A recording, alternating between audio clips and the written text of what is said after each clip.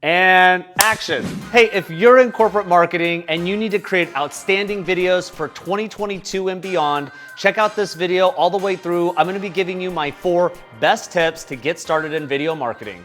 Let's roll. All right, let's get started with tip number 1, and that's knowing who you're speaking to.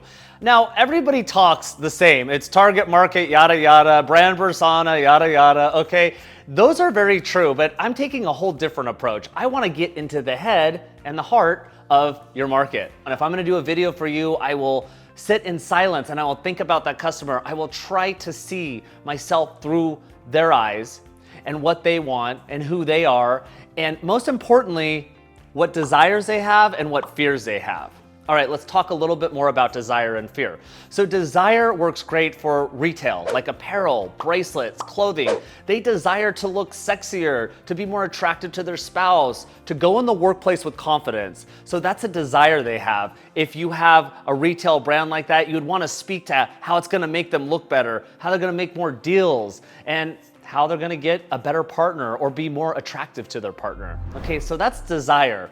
Now, fear is a bit different. The fear of missing out. We've all heard of FOMO the last few years, and that goes to say, like, if you're, let's say, a computer software company and you're pitching to somebody and their operational systems just quite aren't where they need to be, or their HR, their legal, and if they don't get your software system, they might miss out on compliance, or maybe it's a marketing software and they might miss out on revenue or customer retention. So use fear and desire of your target market or brand persona to connect your video program, your video psychology, with who they are and what they want, or what they're afraid of. Along the notes of knowing who your target market is and the psychology, know where they're spending time. Are they on LinkedIn, Instagram, TikTok, Facebook? Those are the most common platforms where you'll see video and connecting with your audience. So just know where they're at and what type of video you need to make. It'll help you with duration, ratio, and content styles. I've included a link in the description to one of my favorite HubSpot templates that is a brand persona guide. So check out the link below to get started with that. Tip number 2 is know your brand position statement and the overall message you want to convey about your product or service. So what is a brand positioning statement? A brand positioning statement tells people who you are, what you do, and how you deliver your products or services to them. Not only is this going to help you with your video marketing strategy, it's going to help you with all of your social media, your brochures, when you're at conferences, aligning your sales team to close deals. So if you don't have a brand position statement, create one, and this is going to help you really excel, especially in video marketing. When you go to convey your overall message, there's 3 rules that I follow, and this goes way back to Ogilvy days, Procter & Gamble. It's simple, memorable, and concise. Let's break that down. Simple. Only state 1 or 2 features or benefits of your product. Focus down on that, especially if you know that it's the most important to your clients, because by keeping it simple, people are going to remember the message and be able to keep their attention through the whole production. So concise is a bit different than simple, and that's really drilling down the message to its granular level. So let's say you're a software company and you make customer retention software. If you want to make it really concise, you want to talk about how that customer retention really works in your software. Drill down to the details. Next step is memorable. Memorable means something funny or emotionally riveting. Like, you want people to remember something. I always use a Geico commercial because it's just so simple, memorable, and concise. Who doesn't love a green little lizard that has a British accent selling insurance? I mean, we all love it, and it just really follows those rules. One of our New Evolution video examples is SolarGuard. We used a vampire to convey their overall brand message. Who needs more protection from the sun than a vampire? At SolarGuard, their window films protect from heat, light, and glare. So we brought that in as a simple, memorable, and concise overall message they want to convey.